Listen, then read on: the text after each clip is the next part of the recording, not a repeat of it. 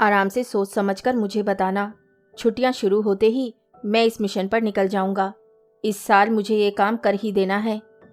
दीदी इतनी देर तक मूर्तिवत बैठी सुन रही थी। उन्हें एक नज़र भी उठाकर उन तस्वीरों पर नहीं डाली थी। पापा के चुप होते ही बोली, पापा, इस जून में मैं कैलिफोर्निया जा रही हूँ। क्या?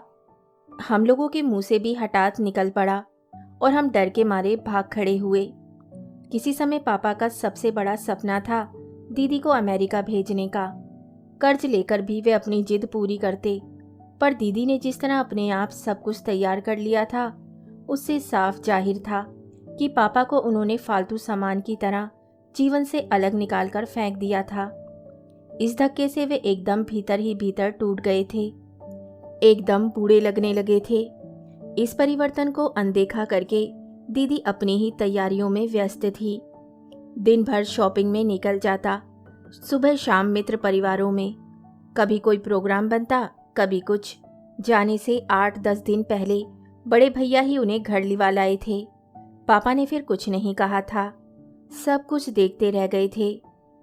यह तो बाद में मेहता अंकल ने बताया था कि सिक्योरिटी का प्रबंध भी पापा ने ही किया था और रुपयों की व्यवस्था भी, पर दीदी के रवैये से डरकर उसे जाहिर नहीं किया था। और मम्मी, वे इन दिनों कहाँ थी? घर के किसी कोने में जलने वाली अगरबत्ती की तरह चुपचाप अपने अस्तित्व की सुगंध बिखेर रही थी। पर हम में से किसी को भी उनका ख्याल न था। इस तूफानी दौर में भी घर अपनी सामान्य गति से चल रहा था। इसका श्रेय उन्हीं को था। दिन भर वे किचन में व्यस्त रहती, क्योंकि घर पर दिन भर लोगों का आना जाना बना रहता। इस आपाधापी के बीच भी उन्होंने दीदी के लिए एक शॉल काढ़ा था, एक कार्डिगन बुना था। प्यारी सी 2 साड़ियाँ भी वे दीदी के लिए लाई थीं, पर एक छोटी सी थैंक यू के अतिरिक्त दीदी ने उसका कोई प्रतिदान नहीं दिया था। विदा वाले दिन स्टेशन पर बंधु बांधव, मित्र परिवारों की अपार भीड़ उमड़ पड़ी थी। उतने से समय में हर किसी से हंस बोल पाना बड़ा कठिन काम था, पर दीदी बड़ी चतुराई से, कौशल से ये कठिन काम अंजाम दे रही थी। अपने गुरुजनों से, सहयोगियों से हमारा परिचय करवा रही थी। किसी को पत्र लिखने का वचन दे रही थी, किसी को कोई वस्तु भेजने का वादा कर रही थी। अजीब सी गहमा गहमी थी वातावरण में। पापा मम्मी भीड़ से अलग थलग एक कोने में खड़े थे। सच तो यह है, उनके इस तरह दूर खड़े होने का भान भी नहीं था। गार्ड की सीटी होते ही दीदी को सबसे पहले याद आया। उन्होंने शीघ्रता से पापा के पैर छुए और मम्मी से कहा, अच्छा नीरू, बाय, और भीड़ को चीरती हुई कंपार्टमेंट तक पहुंच गई। पापा के निःशब्द आशीर्वाद उन तक पहुंचे भी या नहीं, कौन जाने।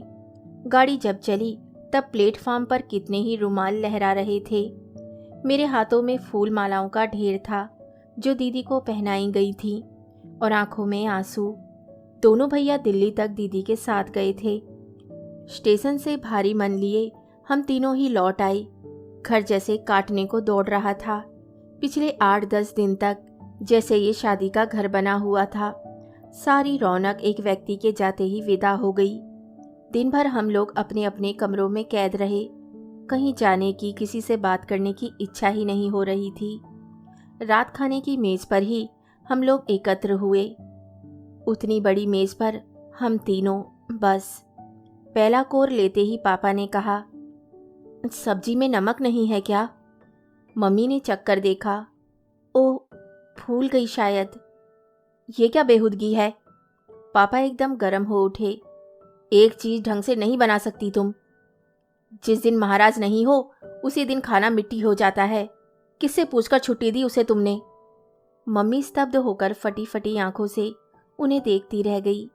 यह शायद पहला अवसर था जब पापा ने मम्मी से इतनी कठोर बात कही थी। फिर तो जैसे ये सिलसिला सा चल पड़ा।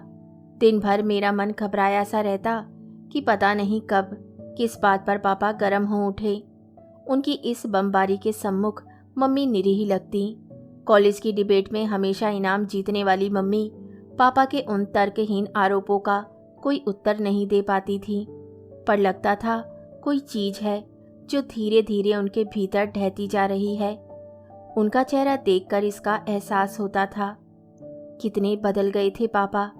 अब तो यह बात कपोल कल्पना सी लगती थी कि इसी आदमी की पीठ पर मैंने कभी घुड़सवारी की है, कंधे पर चढ़कर अमरूद तोड़े हैं, गुड़िया के लिए या गुब्बारे के लिए जिद की है और माँ की मृत्यु के बाद इसी गोद में विश्राम पाया है। छुट्टियाँ समाप्त हुई और साथ ही मेरी परेशानी भी। कॉलेज की रंगीन दुनिया मेरी प्रतीक्षा कर रही थी। बड़े भैया बम्बई की एक बड़ी कंपनी में चले गए थे और मेरे लिए अच्छा खासा जेब खर्च भेज देते थे। दीदी तो मेरे लिए उपहारों की वर्षा सी कर रही थी और मेरे पास इम्पॉर्टेंट कपड़ों, सैंड्स और कॉस्मेटिक का ढेर लग गया था। जब भी कोई उपहार आता मुझे बड़ा संकोच होता। एक आध चीज़ मम्मी के लिए भेजती तो क्या हो जाता। पापा के लिए भी उन्होंने वहाँ से सिर्फ पहुँच की चिट्ठी लिखी थी, बस। बाकी तो हमारे पत्रों में प्रणाम भर रहता। बड़े भैया जरूर कभी कभार एक आध कार्ड पापा को डाल देते थे, पर अक्सर मेरे पत्र में ही 2-4 लाइनें उनके लिए लिख देते। बच्चों के साथ जैसे उनका संवाद टूट सा गया था। छोटे भैया कभी कभार दर्शन दे देते पैसों के लिए। पापा ना पिछला हिसाब पूछते ना कारण पूछते, बस जो मांगते वह हाथ में रख देते। बाप बेटों में जैसे बस ज़रूरत भर का ही संबंध रह गया था। मेरी बहुत इच्छा थी हॉस्टल ज्वाइन करने की। 2 साल तक हॉस्टल में रहने के बाद घर पर अच्छा नहीं लगता था। फिर कॉलेज हॉस्टल का जीवन कुछ स्वच्छंदता से जीने की भी आशा थी। कम से कम स्कूल जैसी छोटी छोटी बंदिशें तो वहाँ नहीं होती। पर मम्मी ने मुझे रोक लिया। बोली, खाली घर काटने को दौड़ता है, तुम रहोगी तो कुछ रौनक रहेगी। मजबूर मुझे रह जाना पड़ा। रौनक तो खैर मेरे बलबूते पर क्या होती, पर लगा मम्मी अकेलेपन से नहीं पापा से खौफ खाने लगी हैं। इसीलिए अपना मनोबल बनाए रखने के लिए मेरा सहारा लिया जा रहा है। दिन पर दिन इसी एक रास्ता में बीत रहे थे और महीनों की शक्ल में बदल रहे थे। सहसा एक दिन लगा कि इस मुर्दा माहौल में भी कुछ हलचल हो रही है, कुछ रौनक, कुछ गहमा गहमी हो रही है। मालूम हुआ पापा की नई पुस्तक का विमोचन समारंभ है। खूबसूरत कार्ड छपकर आ गए थे, जिन पर मोटे अक्षर में पुस्तक का नाम चमक रहा था, वेदकालीन भारत की सांस्कृतिक संपदा। पापा की इससे पहले भी 2-3 पुस्तकें प्रकाशित हुई थी, पर उनके प्रकाशन समारोह की मुझे याद नहीं थी। शायद इतने बड़े पैमाने पर कुछ हुआ भी नहीं था। इस बार तो सचमुच एक उत्सव का सा वातावरण था। मैंने बड़े भैया को सूचित कर दिया था और उनका बधाई का तार भी ठीक समय पर पहुंच गया। लेकिन छोटे भैया जानबूझकर टिंद फॉल्स देखने निकल गए थे। उनके जाने से वैसे कोई हानि भी नहीं हुई थी। पापा के ढेरों विद्यार्थी काम में जुट गए थे। बैठने की व्यवस्था से लेकर प्लेटें सजाने तक का काम उन्हीं लोगों ने किया था। शाम को मम्मी एक रेशमी बातिक की साड़ी और ढीली सी चोटी डालकर बैठ गई। मैं इतना कहती रह गई, पर ना उन्होंने कपड़े बदले ना हेयर स्टाइल। बड़ी मुश्किल से जिद करके एक बड़ा सा पीला गुलाब उनके बालों में लगा पाई मैं, पर थोड़ी देर बाद देखा वह भी नदारद था। मुझे देखकर अपराधी भाव से बोली, ठीक से पिन नहीं किया था क्या? पता नहीं कहाँ गिर गया। मैं मुंह फुलाकर बैठ गई। जब उन्हें ऐसे ही अच्छा लगता है तो ठीक है, मुझे क्या गरज पड़ी है। पर गुस्से का उबाल धीरे धीरे कम होने लगा, तो जैसे इस विराग का कारण मुझे समझ में कुछ आने लगा। पिछले महीने वार्षिकोत्सव पर मम्मी पापा को मैं खींचकर कॉलेज ले गई थी। मुझे पुरस्कार मिलने थे, इसीलिए पापा मेरा अनुरोध टाल नहीं पाए थे। कॉलेज कैंपस में प्रवेश करते ही सहेलियों ने मुझे घेर लिया था। तेरी दीदी कब आई है रे अमेरिका से? छुट्टी पर आई हैं या हमेशा के लिए आ गई हैं? थत पगली, ये तो उसकी मम्मी है, किसी ने बताया था। हाय मम्मी, वह चीखी थी। हाय राम, कितनी यंग लगती हैं। स्टेप मदर हैं, कोई फुसफुसाया था। सच्ची, कितनी स्वीट है ना। इस बातचीत से मैं संकोच से भर उठी थी। सचमुच मम्मी उस दिन बड़ी स्वीट लग रही थी। प्याजी रंग की बनारसी साड़ी में उनका गोरा रंग निखर आया था। मेरी जिद पर उन्होंने अपना बारीक मोतियों वाला सेट पहना था। उनका सजा सवरा व्यक्तित्व देखने वालों को बांध ले रहा था और उनकी तुलना में पापा एकदम बूढ़े लग रहे थे। पापा ने घर पहुंचने तक का भी सब्र नहीं किया। टैक्सी में बैठते ही बोले, कितना ज़्यादा मेकअप किया है तुमने आज, जरा सलीके से साज श्रृंगार किया करो। अब कॉलेज में पढ़ने वाली लड़की तो नहीं हो। अंधेरे में मम्मी का चेहरा नहीं देख पाई मैं, पर बार बार यही लगता रहा, पापा ये सब मेरे सामने ना कहते तो अच्छा था। उस प्रसंग को याद करके अपने ऊपर ही खींच उठी मैं। क्यों बार बार जिद करती हूँ, जबकि मालूम है पापा को ये सब जरा अच्छा नहीं लगता। शाम से ही मेहमान जुड़ने लगे। प्रिंसिपल साहब थे, कुछ पापा के सहयोगी थे, कुछ मित्र, कुछ विद्यार्थी। 40-50 लोगों का मजमा था। छत पर ही सब लोगों के बैठने की व्यवस्था की गई थी, जिसे पापा के विद्यार्थियों ने दिन भर बैठकर सजाया था। प्रिंसिपल साहब की अध्यक्षता में समारोह प्रारंभ हुआ। धुआंधार भाषण हुए। मेरे पल्ले कुछ नहीं पड़ा। बस इतना समझ में आ रहा था कि पापा की तारीफ हो रही है। और अंत में पुस्तक का विमोचन प्रिंसिपल साहब के करकमलों द्वारा संपन्न हुआ। पापा ने वह प्रति बड़े ही विनय के साथ उन्हें भेंट की। ताली की गड़गड़ाहट से आकाश गूंज उठा। कुछ ही देर में पुस्तक की प्रतियां मेहमानों के हाथों में घूम रही थी। 30 रुपये मूल्य की वह भारी भरकम पुस्तक थी। कई दुर्लभ चित्रों के साथ पन्ने उलटते हुए मेरी दृष्टि समर्पण वाले पृष्ठ पर टिक गई। शीला को, जिसका स्नेह में सानिध्य मेरी प्रेरणा था, जिसकी पवित्र स्मृति मेरा संबल है। इतना गुस्सा आया। इस हिपोक्रेसी की भला क्या जरूरत थी? अपनी दिवंगत पत्नी के प्रेम का ढिंढोरा पीटना क्या इतना आवश्यक था? माँ का स्नेह में सानिध्य, वाह, कम से कम पुस्तकों के संबंध में तो माँ की भूमिका स्नेह में नहीं थी। पापा के पढ़ने वाले कमरे में बहुत ही कम जाती थीं। एक तो एकांत के लिए वे ऊपर बनवाया गया था, और विद्यार्थियों की सुविधा के लिए जीना भी बाहर की ओर से ही था। दिन भर अपने पढ़ने लिखने में ही व्यस्त रहने वाले पापा, वे अक्सर खींच भी उठती थीं। घर चलाने का ठेका क्या मैंने अकेले ही ले रखा है? अपने विद्वान पति पर नाज उन्हें जरूर था। पापा का भाषण सुनने जरूर जाती और गंभीर मुद्रा बनाकर स्टेज पर बैठी रहती। मंत्रमुग्ध श्रोताओं को देखना उन्हें अच्छा लगता। इसी तरह पापा की पुस्तकों में लेखक की जगह छपा हुआ पति का नाम भर पढ़कर वे कृतार्थ हो जाती थीं। उन्हें पढ़ने की कभी उन्होंने हिम्मत नहीं की। पापा को उनसे किस तरह की प्रेरणा मिलती थी वे ही जाने। लेकिन अगर ऐसा था तो पहले भी तो उनकी पुस्तकें निकली थीं। उनमें माँ को याद क्यों नहीं किया गया? या शायद इसके लिए स्वर्गीय की उपाधि जरूरी है? और माँ की पवित्र स्मृति, इतना बड़ा मजाक कैसे कर सके पापा? इतनी ही उस स्मृति की कशिश थी तो 4-4 बच्चों के होते हुए भी दूसरा विवाह कैसे कर सके वे?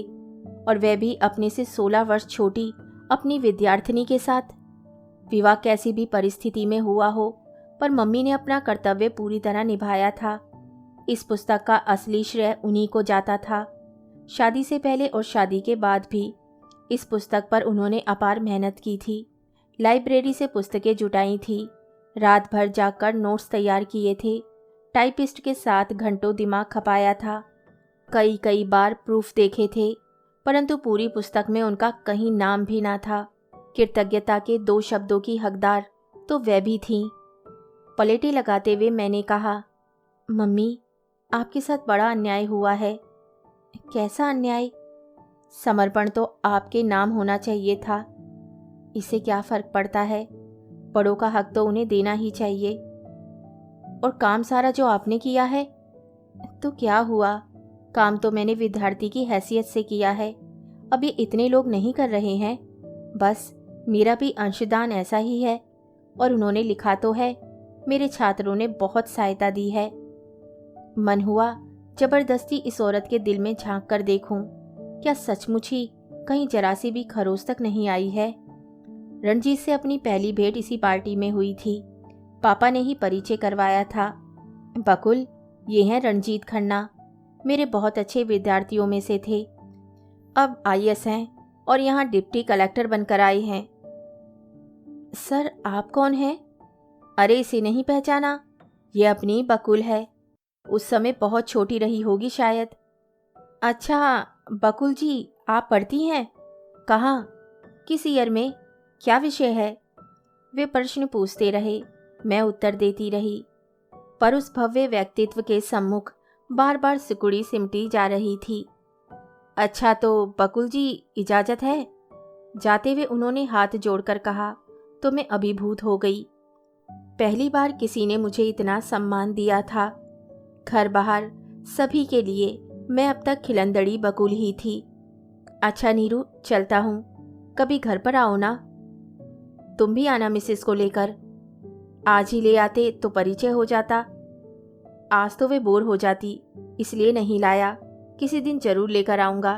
अच्छा, और हम सबको बड़ी अदा से नमस्कार करते हुए वे चले गए। आप जानती हैं इन्हें? मैंने मम्मी से पूछा। हाँ हाँ, हमारे पड़ोसी थे, बाद में बीए भी हम लोगों ने साथ ही किया, उन्होंने बतलाया। मुझे बड़ी खुशी हुई कि ये सज्जन मम्मी के परिचित हैं, तब तो कई बार मुलाकात हो सकेगी। पापा के यूं तो ढेरों विद्यार्थी थे, पर अधिकतर बाहर से ही लौट जाते थे। घर का अनुशासन ही ऐसा था।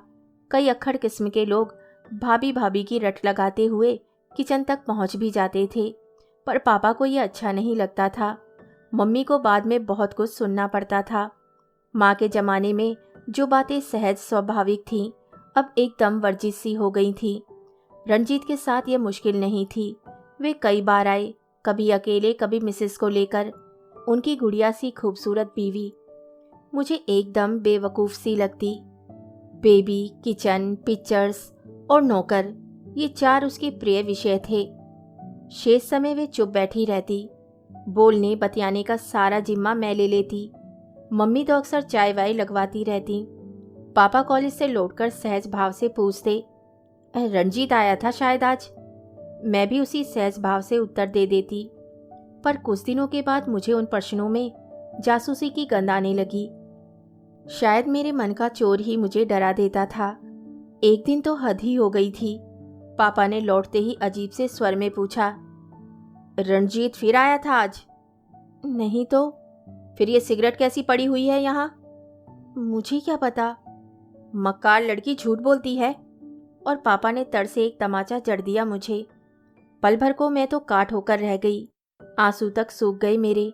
मेरी याद में पहली बार पापा ने मुझ पर हाथ उठाया था, और वह भी बिना किसी कारण के। और तभी किचन से मम्मी दौड़ी आई। क्या पूछना है मुझसे पूछिए, उसे क्यों परेशान कर रहे हैं? बेचारी अभी अभी कॉलेज से लौटी है। पापा चुप। रंजीत के बारे में पूछना है ना? हाँ, वह आया था। ये जरा सी बात जानने के लिए इतने घुमावदार रास्ते से जाने की जरूरत नहीं है। मुझसे पूछ लिया होता। और इतनी बड़ी लड़की पर हाथ उठाते हुए शर्म आनी चाहिए आपको। और मम्मी जिस तरह आई थी उसी तरह झमाझम भीतर चली गईं। पापा हतप्रभ से खड़े रह गए। शायद मेरी तरह वे मम्मी के इस रूप को देखकर सहम गए थे। रंजीत बेचारे को पता ही नहीं था कि उन्हें लेकर इस तरह का कोई कांड हो गया है। वे पहले की ही तरह आते रहे। अक्सर दफ्तर से सीधे ही आ जाते, क्योंकि बाद में आने का मतलब होता बीवी को भी साथ लाना। उस दिन के बाद मैंने उनके सामने पड़ने की हिम्मत नहीं की। एक निरर्थक सी ग्लानि मन में भर आई थी। पर जब भी उनकी मोटर का हॉर्न सुनती तो अपना कमरा छोड़कर ऐसी जगह आकर बैठ जाती जहाँ उनकी आवाज़ सुनाई देती रहे और एक आध झलक भी मिलती रहे। एक अजीब सा पागलपन सवार था मुझ पर। दिन भर नीरज की कविताएं पढ़ा करती, तलत की गजलों में खोई रहती। गुनाहों का देवता तो पता नहीं कितनी बार पड़ गई थी मैं। तब श्रीमती रंजीत भी साथ होती तो मुझे पर्दे से बाहर आना ही पड़ता। वे अक्सर गाने की फरमाइश कर बैठती, क्योंकि बातचीत में तो उन्हें रस नहीं आता था। तब मैं लता की भावप्रण आवाज़ की नकल उतारते हुए ऐसे गीत चुन लेती जो मेरी मनोदशा को व्यक्त कर सके, जैसे तू प्यार करे या ठुकराए, हम तो हैं तेरे दीवानों में, या हम प्यार में जलने वालों को चैन कहाँ आराम कहाँ, या हाले दिल इस तरह सुनाया ना गया आदि। मार्च का महीना था। परीक्षाओं की तैयारियों के लिए छुट्टियां हो चुकी थीं। पुस्तकों का अंबार सामने रखकर मैं बीए फाइनल की तैयारी में व्यस्त थी। तभी उस परिचित होन को सुनकर मेरे कान खड़े हो गए। कैलेंडर पर नज़र दौड़ाई तो पता चला आज दूसरा शनिवार है। तभी श्रीमान दोपहर में पधारे हैं। छुट्टी है तब तो जरूर मिसेस साथ में होंगी। पढ़ाई वढ़ाई को गोली मारकर मैं डाइनिंग रूम में अपनी परिचित कुर्सी पर बैठकर आहट लेने लगी। बड़ी देर तक मिसेस रणजीत की पतली तीखी आवाज़ की प्रतीक्षा करती रही। फिर विश्वास हो गया कि वे अकेले ही आए हैं, मतलब मेरे बाहर जाने का कोई उपाय नहीं था। मन मारकर बैठी रही। रणजीत कह रहे थे, तुम जानती हो नीरू, मैं यहाँ क्यों आता हूँ? अपनी रूटीन लाइफ से जब ऊब जाता हूँ तब यहाँ आकर कुछ देर को फ्रेश हो लेता हूँ, बस। वह तो ठीक है जीतू, लेकिन क्या सर एतराज़ करते हैं? सिर्फ उन्हीं के एतराज़ की बात होती तो तुमसे कभी कहती भी नहीं। फिर जीतू, मुझे बकुल का डर लगता है। मेरा मतलब बकुल के लिए डर लगता है। बकुल? माय गॉड, बकुल ने क्या किया? वह तो बड़ी प्यारी लड़की है। वह लड़की तुम्हारे पीछे पागल हुई जा रही है और उसे रोकने का कोई उपाय मेरे पास नहीं है। लेकिन वह तो जानती है मैं शादीशुदा हूँ। इससे क्या फ़र्क पड़ता है? भावनाओं का ज्वार उठता है तब ये छोटी मोटी बातें तिनके की तरह पता नहीं कहाँ बह जाती हैं। भावुक लड़कियों के साथ यही तो ट्रेजेडी होती है। बकुल जिस वातावरण में पल रही है उसमें तो यह आवेग खतरे की सीमा तक पहुंच सकता है। यह तो गनीमत है कि सामने तुम जैसी शख्सियत है, नहीं तो ड्राइवर, माली, रसोइया। प्रेम फिर पात्र कुपात्र कुछ भी नहीं देखता। छी नीरू, कैसी बातें कर रही हो आज? इससे अधिक सुनना मेरे वश में नहीं था। हाफते कदमों से आकर अपने बिस्तर पर पड़ रही मैं। सामने दीवार पर माँ का बड़ा सा चित्र लगा था। आज माँ होती तब भी शायद इतनी बारीकी से मेरा मन नहीं पड़ पाती। माँ के विचारों की दुनिया भी उन्हीं की तरह सीधी सरल थी। बकुल, आई माँ। और एकदम याद आया, माँ अब कहाँ है? यह तो मम्मी की आवाज़ है। ड्राइंग रूम के दरवाजे में खड़े होकर पूछा, मुझे बुलाया मम्मी? हाँ, महाराज शायद आया नहीं अब तक। कॉफ़ी बना सकोगी 2 कप? जी।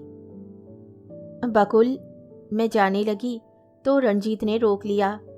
बकुल, तुम इन्हें मम्मी क्यों कहती हो? माँ कहा करो, ज़्यादा नेचुरल लगता है। अभी तुमने पुकारा था ना? नहीं, मम्मी ही ठीक है। मम्मी की आवाज़ में अनावश्यक तल्खी थी। किचन की ओर जाते हुए मैंने सुना, वह कह रहे थे, नीरू, मैं सोचता हूँ बच्चे तुमसे माँ कहेंगे तो ज़्यादा इंटीमेट हो सकेंगे। Just try. नो, लेकिन क्यों?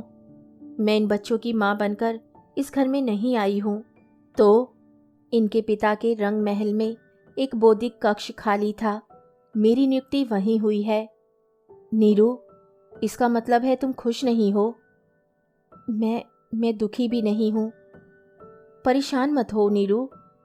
कॉलेज से लौटकर देखा, छोटे भैया बरामदे में विराजमान हैं। अरे, आप कब आए नागदा से? सुबह 8 बजे। एकदम आ गए, कोई सूचना भी नहीं दी? दरअसल खुशी के मारे मुझसे बोलते ही नहीं बन रहा था। सूचना देता तो तुम लिवाने आती स्टेशन पर। उसने चुटकी ली। अच्छा बताइए, कैसे आए हैं? बस ऐसे ही। नहीं तो यहाँ कौन हमारी अम्मा बैठी है जो 30 त्योहार पर बुलावा भेजेगी, इसीलिए जब मर्जी हुई चला आया। मैं तो बैठी हूँ अभी। फिर राखी पर क्यों नहीं आई? मेरा एक साड़ी का नुकसान हो गया, अब ले लेना बस। चल ला दिखा तो क्या क्या पड़ती है। और मेरे हाथ से चिंतामणि और घनानंद लेकर देर तक उलट पुलट करते रहे। फिर एकाएक बोले, अच्छा बकुल, यह तो बता, मौसम का क्या हाल है? मौसम? मैंने सोचने की सी मुद्रा बनाई। तापमान साधारण से कुछ ज़्यादा ही रहता है। अक्सर धूल भरी आंधियां चलती रहती हैं और कोई ताज्जुब नहीं, शाम को गरज के साथ छींटे भी पड़े। तब तो बड़ी मुश्किल है। उन्होंने भी बड़ी गंभीर मुद्रा बनाकर कहा और हम दोनों खिलखिलाकर हंस पड़े। हंसने का दौर समाप्त होने पर मैंने कहा, आपको मौसम की चिंता क्यों होने लगी? अब तो भगवान की दया से आपकी जेब भारी है। पैसों की बात नहीं है पगली। फिर दरअसल मैं शादी करना चाहता हूँ। शादी? मैं चीखी, अभी से? अभी से क्या मतलब? मैं 23 का हो चुका हूँ। उन्होंने इस अंदाज में कहा जैसे 40 पार कर गए हों। पर बाबा, अभी आपकी लाइन क्लियर कहाँ है? अभी तो बड़े भैया बैठे हैं। बैठने को तो दीदी भी बैठी हैं। इन लोगों के भरोसे रह गया तो जिंदगी भर कुंवारा रह जाऊंगा। ऐसी भी क्या बेसब्री है भैया, भला बताइए, आप वहां नौकरी करने गए थे या प्रेम करने? मैंने कहा, लेकिन उनकी सिफारिश करना मंजूर कर लिया क्योंकि वे वाकई सीरियस लग रहे थे। मेरे आश्वासन से निश्चिंत होकर वे मित्रों से मिलने चल दिए। जिम्मेदारी तो ले ली थी बड़े मजे से, पर बाद में खुद ही डरने लगी कि ये विषय घर में उठाऊंगी कैसे। मौसम के बारे में मैंने मजाक नहीं किया था। वातावरण सचमुच घर का इसी तरह का हो गया था। कल शाम से तो मैं सहमी सहमी सी ही थी कि पता नहीं कब विस्फोट हो जाए। मम्मी 4-5 दिनों से एक टाइपिस्ट की प्रतीक्षा में थी। यह लड़का उनके पिताजी के ड्राइवर का पुत्र था। वे मदद के रूप में उसे कुछ काम देना चाहती थी। सारी बातें तय हो गई थी और वह भला आदमी गोल कर गया था। कल जब हम लोग पिक्चर देखकर लौट रहे थे तो यशवंत के फाटक पर ही वह मिल गया। मम्मी तो उसे देखते ही बरस पड़ी। वे बड़ी कठिनाई से समझा पाया था कि वह तो आया था, पर साहब ने ही उसे लौटा दिया। सुनकर मम्मी का चेहरा तमतमा आया था। सारे रास्ते मुझे डर लग रहा था कि आज कुछ होकर रहेगा। ईश्वर की कृपा से कुछ हुआ तो नहीं, पर वातावरण में कुछ तनाव सा जरूर था। फिर भी साहस करके मैंने खाने की मेज पर वह बात छेड़ ही दी। छोटे भैया जानबूझकर बाहर ही रह गए थे। सुनो, ये फोटो देखा तुमने? बड़ी देर तक उस फोटो का निरीक्षण करने के बाद पापा ने उसे मम्मी की तरफ बढ़ा दिया था। अभय इस लड़की से शादी करना चाहता है। कैसी है? आप लोगों को पसंद आनी चाहिए, मेरा क्या है? मम्मी ने बेरुखी से कहा। वाह भाई, तुम्हारा भी तो हक है। मेरा हक? मम्मी ने कड़वे स्वर से कहा। अपनी पसंद का टाइपिस्ट तक तो मैं रख नहीं सकती। आपके बेटे के लिए बहू पसंद करना तो बहुत बड़ी बात है। अब ये कहाँ की बात कहाँ ले जा रही हो तुम? क्यों, मेरे अधिकार की बात नहीं हो रही थी क्या? मम्मी ने सीधा प्रश्न किया। पापा परेशान हो उठे, थके स्वर में बोले, मुसीबत तो यह है नीरू कि तुम ऐसे आदमी इकट्ठा कर लेती हो जो मेरी रुचि से मेल नहीं खाते। नहीं, मुसीबत तो यह है, बल्कि हकीकत यह है कि आप नहीं चाहते कि मेरी थीसिस कभी पूरी हो। पिछले 4-5 सालों से मैं यही देख रही हूँ। क्या बकती हो? ठीक तो कह रही हूँ मैं। आप चाहते हैं कि बस मैं आपकी सेक्रेटरी बनी रहूं, आपके पत्रों का, पुस्तकों का, धोबी का, दूध वाले का हिसाब रखती फिरूं। तुम कोई एहसान नहीं कर रही हो मुझ पर। दुनिया की आम औरतें घर में यही सब कुछ करती हैं, लेकिन मैं तो आम औरतों की तरह नहीं हूँ, इसीलिए तो लीक से हटकर चली हूँ। नहीं तो आम औरतों वाला रास्ता मेरे लिए भी खुला था। ओह, तो पछता रही हो अब? अच्छा हुआ मम्मी ने इस बात का उत्तर नहीं दिया और वहीं पटाक्षेप हो गया। नहीं तो मेरी तो मुसीबत आ गई थी। उन दोनों को तो मेरी उपस्थिति का होश ही नहीं था और मुझसे ना उठते बन रहा था, ना बैठना अच्छा लग रहा था। शाम को छोटे भैया ने उत्सुकता से पूछा था तो मैंने मुस्कुराकर छोटा सा जवाब दे दिया था, थोड़ा तो धीरज रखो बाबा, आज तो अर्जी पेश हुई है। छोटे भैया खिसियाई सी मुस्कुराहट के साथ बोले, उसके माँ बाप बड़े घोचू किस्म के हैं, इसीलिए। नहीं तो मैं सीधे कोर्ट में शादी करता और यहाँ तार से खबर भेज देता, बस, नो फॉर्मेलिटी। छोटे भैया ऐसा कर भी लेते तो किसी को आश्चर्य नहीं होता। पापा पता नहीं कब जाकर मेरठ से बुआ जी को लिवा लाए और घर में शादी ब्याह की चर्चाएं जोर शोर से चल पड़ी। पापा की बातों से लगा कि इस बार वे दोनों लड़कों की शादी करके रहेंगे। छोटे भैया की तो कोई चिंता नहीं थी, लेकिन बड़े भैया के लिए बहू की तलाश अभी बाकी थी। बुआ जी माला फेरते हुए मुझसे कहती, अरे तेरा बाप मेरे पास आया और बोला, अजय के लिए एक आध अच्छी सी लड़की देखनी है। लो सुन लो, लड़कियां क्या बाजार में मिलती है? अरे तुम 4 लोगों में उठोगे बैठोगे नहीं, बेटों की बात नहीं करोगे तो कौन जानेगा कि तुम्हारे यहाँ ब्याहने को 2 लड़के बैठे हैं। कभी रसोई में बैठकर महाराज से सुख दुख की चर्चा चलाते हुए कहती, भैया रे, पेट जाएगी तो ममता ही कुछ और होती है। अब इन बच्चों की माँ होती तो बताओ क्या अब तक कुंवारे बैठे रहते? वे लड़की क्या मेम बनकर विलायत चली जाती? कभी पापा जी शेव करते होते और वहीं बैठकर छालियां कतरती हुई बुआ जी कहती, विशन रे, मेरी मानो तो इस छोकरी को भी लगे हाथ निपटा ही दे। आजकल की लड़कियों का कोई ठिकाना है, कब किसका हाथ पकड़कर चल दे, और फिर तेरे यहाँ तो कोई देखने वाला भी नहीं है। इन वाक्यों में व्यंग्य की दोहरी मार होती मम्मी पर, लेकिन वे किसी बात का उत्तर नहीं देती, चुपचाप अपना काम करती रहती या कमरे में बैठकर किताबें पढ़ती रहती। बुआ जी के आ जाने से रसोई का क्षेत्र उनके लिए निषिद्ध हो चुका था। उन्हें इस बात का बुरा लगा भी हो तो उन्होंने कभी जाहिर नहीं किया। बुआ जी की गोलाबारी अक्सर चलती ही रहती, पर यह तो मानना होगा कि जिस कार्य विशेष के लिए उन्हें लाया गया था उसमें वे सिद्धहस्त थीं। महीने भर के अंदर ही दूर दराज से वधू पिताओं की चिट्ठियाँ, फोटो और कुंडलियाँ आने लगी। बुआ जी के नाते रिश्तेदारों का जाल भारतीय रेलवे की तरह पूरे देश में फैला था। शायद उनकी प्रसारण व्यवस्था भी बड़ी ही कार्यक्षम ज्ञात होती थी। तभी तो सब लोग जान गए थे कि उनके विद्वान प्रोफेसर भाई का सुंदर, सुदृढ़, 1000 रुपये महीना पाने वाली इंजीनियर बेटा शादी के योग्य हो गया है। मुझसे ही उन्होंने बड़े भैया को पत्र लिखवाया कि फौरन 1 महीने की छुट्टी लेकर आ जाओ, ना नुकर करने की गुंजाइश नहीं है, तुम्हारी वजह से छोटे की शादी रुकी हुई है। और आश्चर्य की बात, बड़े भैया सचमुच छुट्टी लेकर आ गए। विजय गर्व से उल्लसित होती हुई बुआ जी बोली, देखो आ गया ना राह पर, अब कोई लड़का तुमसे खुद आकर कहेगा कि मेरी शादी करो। बुआ जी के भाषणों का एलपी दिन भर चलता रहता। मुझे लगता कि किसी दिन मैं पागल हो जाऊंगी। एक दिन मम्मी से मैंने कहा तो सूखी हंसी के साथ बोली, मेरे बारे में कभी सोचा है? तब लगा सचमुच अगर पागल होने की नौबत आई है तो मम्मी की। कितना सुनाया जाता है दिन भर उन्हें, कभी उनकी कोर्ट मैरिज का मखौल उड़ाया जाता है, कभी माँ के रंग रूप, आचार व्यवहार से उनकी तुलना की जाती है। नौकरों चाकरों का, हम बच्चों का कोई लिहाज नहीं बरता जाता।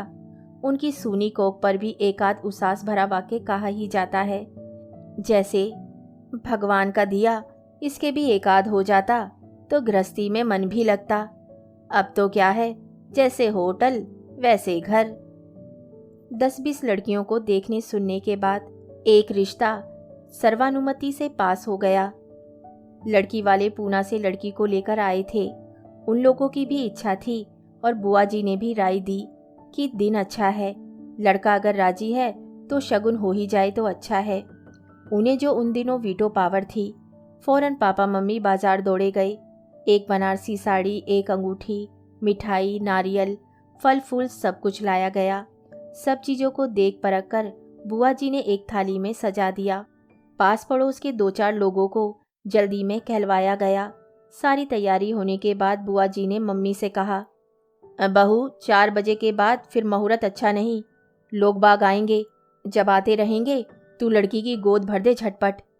आज्ञाकारी बहू की तरह मम्मी ने थाली की तरफ हाथ बढ़ाया ही था कि जैसे कुछ याद करके बुआ जी बोली, बकुल पड़ोस से मथुराइन को टेढ़ना ले जरा। क्यों? पहले पहल खोल भरी जा रही है, किसी लड़कोरी के हाथ से होती तो ठीक था। जैसे बिजली का करंट छू जाए, मम्मी ने हाथ थाली से खींच लिया। अब सभी सन्नाटे में आ गए थे।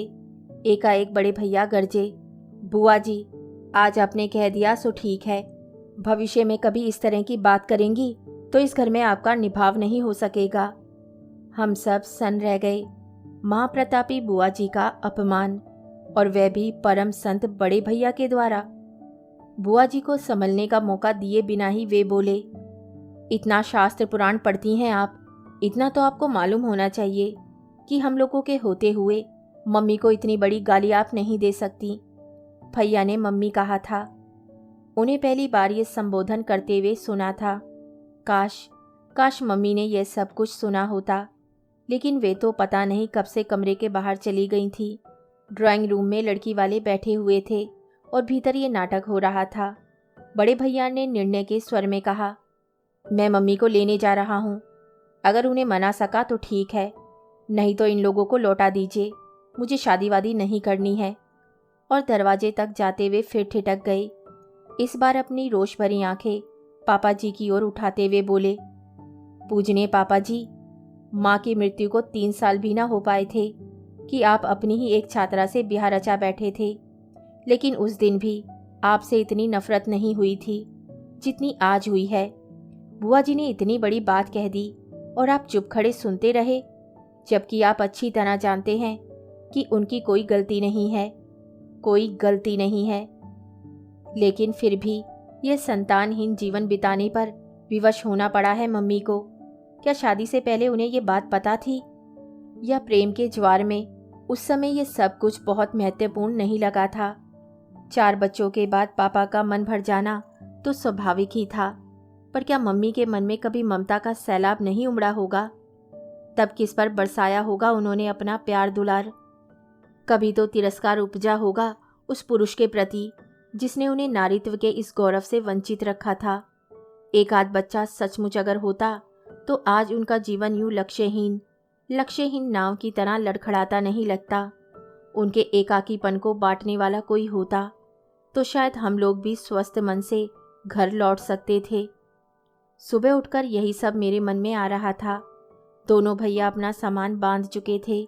मम्मी के आदेश को सिर माथे रखकर दोनों भाभियां ले जाने योग्य सामान छांट रही थी। बुआ जी भी 2-4 चीजें अपने परम प्रिय भाई की याद में लिए जा रही थी। बकुल, तुम नहीं देख रही अपने लिए कुछ? मम्मी ने कहा। अभी से क्या करूंगी, अभी तो 15 दिन पड़े हैं न जाने को, मैंने कहा। लेकिन तब सिर्फ तलछट ही हाथ आएगी, उन्होंने मुस्कुरा कर कहा। वे चुपचाप बैठी दोनों बहुओं की कुशलता देख रही थी। कितनी चीजें पैक की जा चुकी थी। पति देवता के डर से जो चीजें साथ नहीं जा रही थी उन पर रिजर्वेशन स्लिप लगाकर रखा जा रहा था ताकि अगली ट्रिप में आसानी हो। मैंने हंसकर कहा, मम्मी, इस स्पीड से अगर हम सब लोग घर को खरोचना शुरू कर देंगे तो कुछ दिनों के बाद आपके पास यादगार के तौर पर सिर्फ दीवारें रह जाएंगी। मेरी चिंता मत कर रे, मेरे पास इतनी यादें हैं कि ऐसी ऐसी 2-2 जिंदगियां बसर हो सकती हैं। मैंने गौर से देखा, समझ ही में नहीं आया कि यह कथ्य विगत स्नेह का सूचक है या व्यवस्था का, और उत्तर में चुप ही रह जाना पड़ा। तभी पोस्टमैन ने आकर मुझे मुक्ति दिला दी। रजिस्टर्ड लेटर था मम्मी के नाम। पढ़कर ही वे कुछ ऐसी उदास हो गईं कि मेरा तो मन घबरा उठा। पूछने का भी साहस न बन पड़ा। बगीचे में बड़े भैया किसी ठेले वाले से बात कर रहे थे, शायद शाम के लिए तय कर रहे थे। मैंने उन्हीं से जाकर बतलाया। वे मेरे साथ मम्मी के कमरे में आए। उसी तरह पत्र हाथ में लिए वे निस्पंद बैठी थीं। मम्मी, उन्होंने चौंक कर सिर उठाया। किसकी चिट्ठी है? उन्होंने लिफाफा हाथ में थमा दिया। पापा के कॉलेज से आया था। मम्मी के लिए नियुक्ति पत्र था। ये तो खुश होने की बात थी। उनके एकाकीपन की समस्या का हल इतनी जल्दी मिल जाएगा ऐसा सोचा भी ना था। फिर मम्मी क्यों उदास है?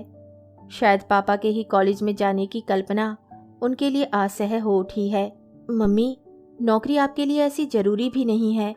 आपका जीना चाहें तो आप मना कर दीजिए। आप तो आराम से अपनी थीसिस पूरी कीजिए। कब से रुकी पड़ी हैं? मैंने कहा। जीना चाहने की तो कोई बात ही नहीं है रे। मेरी तो कब से ये अभिलाषा रही थी अपने ही कॉलेज में पढ़ाने की। फिर आप इतनी उदास क्यों हैं? यह सोच रही थी कि इतनी पुरानी इच्छा अब जाकर पूरी होनी थी। बुरा तो लगता ही है ना? उन्होंने इतने स्वाभाविक ढंग से कहा कि मुझे चुप रह जाना पड़ा। मम्मी, बड़े भैया गंभीर स्वर में बोले, मेरे ख्याल में आपका अभी यहाँ रहना ठीक नहीं है। कॉलेज जाने की बात तो और भी नहीं जचती मुझे। आप छुट्टी भर मेरे साथ रहें, जुलाई में ज्वाइन कर लें।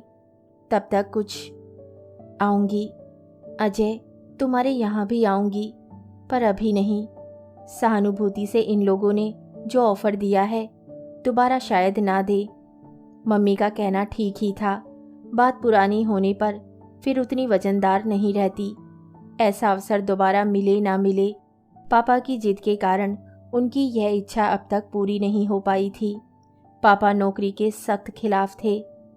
मम्मी, आपकी कोई सहेलियां क्यों नहीं हैं? आती जाती रहती तो मन बहला रहता, मैंने कहा। जिस उम्र में सहेलियां बनाई जाती हैं वह तो तेरे पापा के चरणों में गुजार दी, और बातों के लिए समय ही कहाँ रह गया था। शादी के बाद तो खैर सवाल ही नहीं उठता था। ना हो आप कोई क्लब ज्वाइन कर लें, बड़े भैया बोले। क्लब? पागल हो गई हो? मैं तो बड़ी चिंता में पड़ गया हूँ। ऐसा कोई घर भी तो नज़र नहीं आता मुझे जहाँ आप लोगों के घनिष्ठ संबंध रहे हों। उन लोगों के भरोसे कम से कम मैं निश्चिंत तो हो सकता। इतनी परेशान क्यों हो रहे हो अजय? मेरी समझ में नहीं आता। यह अकेलापन क्या आज का है? इसकी तो अब आदत सी बन गई है। तुम्हारे पिता के साथ रहकर और सीखा ही क्या है मैंने। बचपन में तुम लोगों ने उस जादूगर की कहानी तो सुनी होगी, जो एक राजकुमारी को वश में कर लेता है। दिन भर तो बेचारी पत्थर की मूरत बनी रहती है, और रात में और सहसा जैसे उन्हें याद आया कि वे क्या कह गई हैं, दोनों हाथों से अपना चेहरा ढक लिया उन्होंने। मैं और बड़े भैया पत्थर की मूर्ति बने उन्हें देखते रह गए थे।